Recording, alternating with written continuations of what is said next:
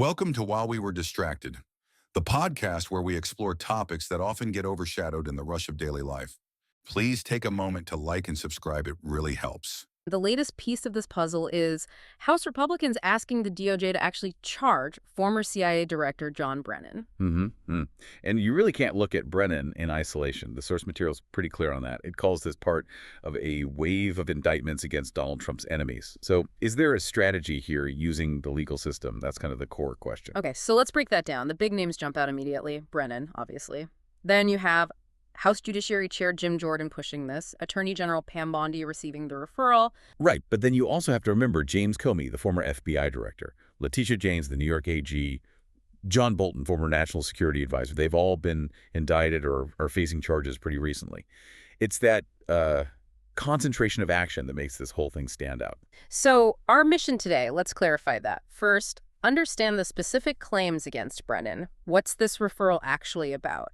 And then, crucially, connect it to this bigger picture, this perception or claim that the DOJ is involved in what some are calling the president's personal campaign against his perceived enemies. Exactly. We need to look at the mechanics of this Brennan referral first, and then see how it fits, or maybe doesn't fit, with those other cases. Okay, let's start with the referral itself. It's a letter, right? From Jim Jordan to AG Bondi. Correct. Sent from the House Judiciary Committee.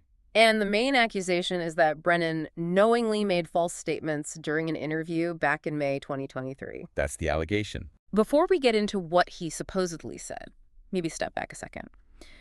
What exactly is a criminal referral from Congress? Does it actually mean Brennan will be charged? That's a really important point. So a referral is basically Congress saying, hey, DOJ, based on what we saw or heard, we think maybe a crime was committed. You should look into it. Okay. But, and this is key, historically, these referrals, they often carry, as the source puts it, little, if any, weight, especially with federal prosecutors. Why is that? Politics. Partly, yeah. They're often seen as political signaling, especially if the evidence isn't new, if it's been out there for years. The DOJ generally prides itself on making independent charging decisions, not just acting because Congress sent a letter.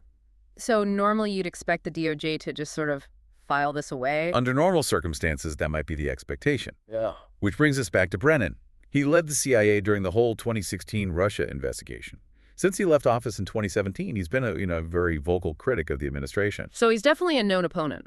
Absolutely. So the big question now is, will this DOJ, under this Attorney General, treat this referral differently because of who Brennan is and who sent the referral? Okay, let's get into the specifics of what Brennan allegedly lied about. The source material says it revolves around the Steele dossier. Yes, everything hinges on the Steele dossier. Quick refresher. Compiled by Christopher Steele, a former British spy.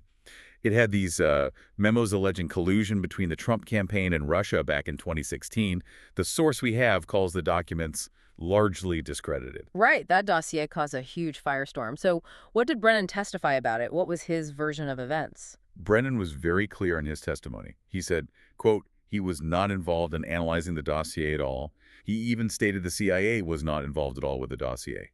He maintained he only saw it after the 2016 election. He tried to put distance there. Okay, clear separation. Yeah. But Jordan says that cannot be reconciled with the facts. What's Jordan's counter-argument based on? Jordan points to the big official intelligence community assessment on Russian interference, the one ordered after the election. Jordan claims Brennan, along with James Comey, who was FBI director then, made the ultimate decision to include information from the dossier in that official report.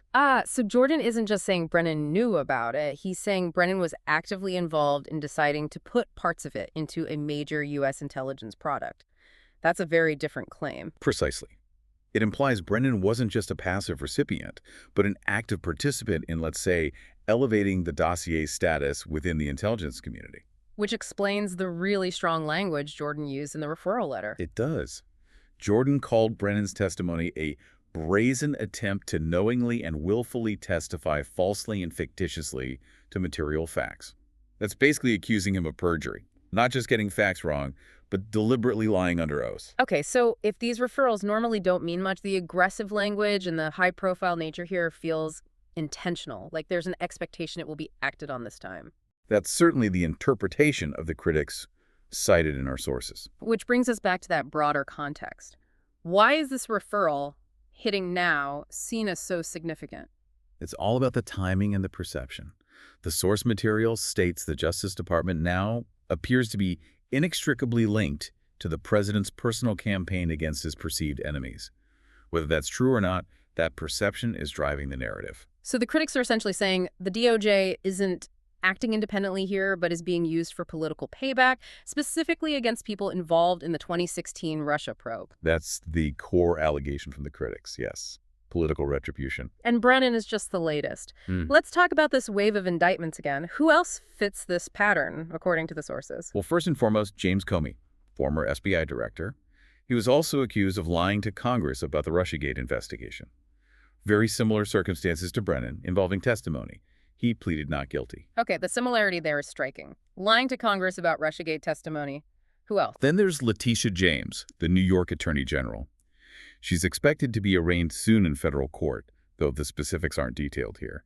And John Bolton, the president's former national security advisor, turned major critic. He's also pleaded not guilty to charges. So with James and Bolton, the charges might be different, but the timing, rapid succession, as the source says, and the fact that they are all prominent critics, that's what creates this appearance of a pattern. That seems to be the argument, yes. The rapid sequence involving these specific individuals right after the current AG took office suggests to critics that it's not just coincidence, but maybe a coordinated effort. But just to be fair here, playing devil's advocate, if the House Judiciary Committee, led by Jordan, genuinely believes Brennan committed perjury, don't they have an obligation to refer it? Couldn't this just be Congress doing its oversight job separate from any political motive? That's absolutely the counter-argument. Jordan and his allies would likely say, look, perjury is a crime. If we have evidence, especially regarding something as important as the Russia investigation, we must refer it. Politics doesn't matter. The law does. They'd frame it as upholding the integrity of congressional testimony. It's a tough line to walk, separating procedure from politics. It really is. But the people being targeted, they're not buying the procedural argument. Right. What's been the reaction from Comey, James, Bolton? Pretty much universal dismissal. They've all called the allegations baseless, politically motivated attacks, standard playbook perhaps, but their position is clear. This is weaponizing the justice system. And Brennan himself, he commented even before this referral, right after Comey was indicted. He did. He was very direct, said he wouldn't be intimidated by these kinds of threats. And he used some incredibly strong language about the situation. What did he say? He spoke of corruption and a perversion of the justice system within the executive branch. Coming from a former CIA director, that phrase, perversion of the justice system, carries a lot of weight. It's not just political disagreement anymore. Wow. And he wasn't just defending himself or Comey, he actually called on others to act. Yeah, he urged Republicans in Congress, specifically, to come to their senses, warning about the damage that's being done to this country. His concern seems broader, about the institutions themselves, particularly the DOJ. That institutional concern really feels like the crux of it for the critics. I think so. Just to circle back on the facts for a moment, remember, the whole dossier issue is complex. Republicans used it to claim the Russia probe was a setup. But the official intelligence assessment, the one Brennan allegedly included dossier info in, ultimately concluded Russia did interfere to help Trump and hurt Clinton. So it's layers upon layers of political conflict. Brennan, a critic, is targeted for allegedly lying about a dossier the administration itself has often called fake, but which was part of an investigation that found Russian interference favoring the president. It's a lot. It is, and that's why critics framed this Brennan referral as just the latest move in using the DOJ for political score settling. The fact that the testimony happened months ago and the underlying events years ago makes the timing very suspect in their eyes. Right. The question isn't just, did he lie, but why pursue it so aggressively now? Exactly. That's the unanswered question hanging over all of this. Okay, so let's quickly recap the main takeaways from this deep dive. We've looked at this criminal referral against John Brennan, focusing on the claims he lied about the Steele dossier. We noted these referrals usually don't mean much, but this one feels different. Right, and we've put it in the context of this rapid series of legal actions against other high-profile administration critics.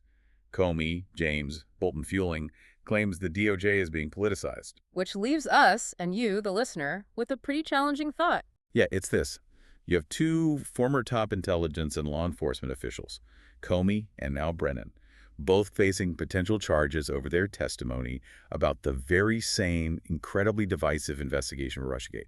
The evidence, their testimony, it's not new. It's been public for years in some cases. So when you see actions like this, targeting figures on both sides of that original investigation's leadership based on old evidence, how do you tell what's a legitimate pursuit of facts and what's just political maneuvering? And what does it signal about the perceived independence and credibility of Congress and the Justice Department when these kinds of actions are taken in such quick succession against designated enemies? Something definitely worth thinking about as this story continues to unfold. Don't forget to like and subscribe for the next episode on While We Were Distracted.